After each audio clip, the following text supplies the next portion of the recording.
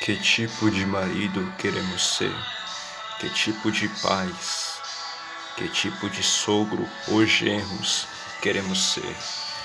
Na Nova Inglaterra, por volta do ano 1735 a 1740, um tremendo reavivamento interrompeu, sob a liderança de John Wesley, considerado o maior filósofo teólogo de toda a história dos Estados Unidos.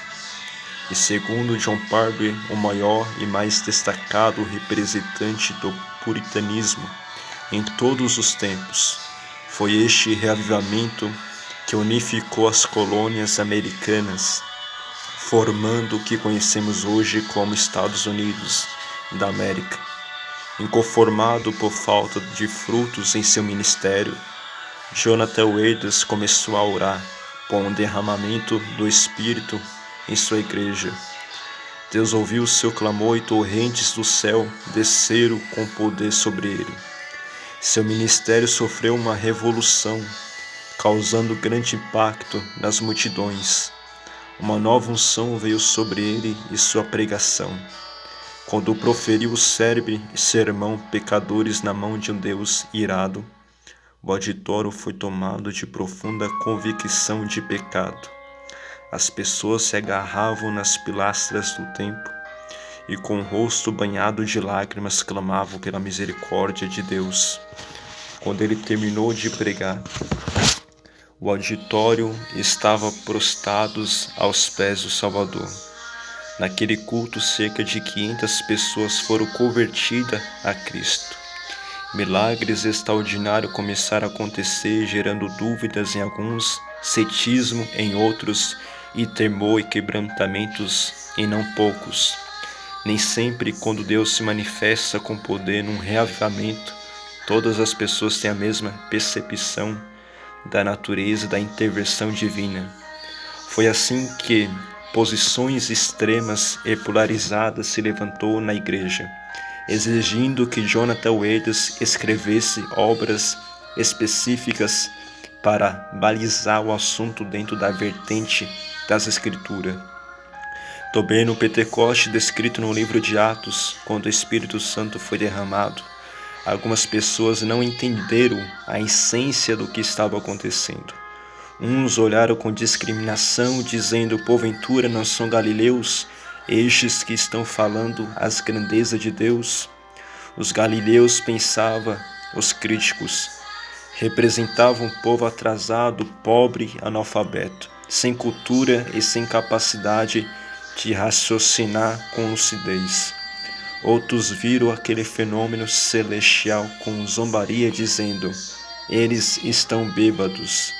Mas Pedro rechaçou o escárnio dos críticos, declarando que o que estava acontecendo não era produzido pelo poder do álcool, mas pelo poder do Espírito Santo. No século XVIII, Deus levantou também o jovem David Burney, que foi o maior referencial da vida cheia de poder naquele século. Esse jovem recebeu o chamado de Deus para evangelizar os índios peles vermelhas no coração das selvas americanas. Era índios canibais, antropófagos. Tratava-se de uma missão humanamente impossível, mas ele a cumpriu com gardia. Sempre que os índios o espreitavam para matá-lo, encontravam-no estirado no chão, chorando e clamando a misericórdia de Deus por eles. Tamanha era a veemência com que Burnett orava, que muitas vezes, mesmo ajoelhado sobre a neve, o suor brotava em sua face e molhava sua camisa. O jovem entregou-se ao jejum e à oração, clamando noite e dia pela conversão daqueles pobres almas que estavam presas no calabouço do diabo, envoltas num tenso nevoeiro espiritual. Deus ouviu o clamor de David Burnett, derramando sobre aquelas selvas um glorioso avivamento, e levantou centenas de índios aos pés do Senhor Jesus. O bravo guerreiro viu aqueles índios rúteis quebrantados e regozijou com a salvação que Deus lhe havia concedido. Tomou o jovem no campo de batalha, Morreu aos 29 anos de idade quando era noivo da filha de Jonathan Edwards. Seu futuro sogro disse que a experiência mais gloriosa que Deus lhe permitiu viver foi ouvir as orações inspiradoras de David Bunnett antes de morrer. Certa feita, quando perguntaram a John Wesley qual era a coisa mais importante na vida de uma pessoa para ser um bom pregador, ele respondeu: a coisa mais importante para alguém ser um bom pregador é ler o diário de David Bunnett.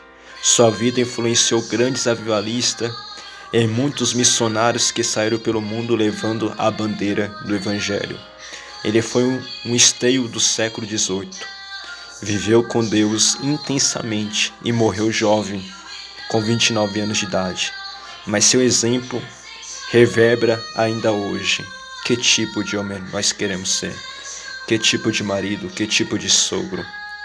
Será que queremos ser como Jonathan Wesley, Jonathan Edwards, David Bunnett, John Wesley, homens que viveram totalmente entregue para Deus?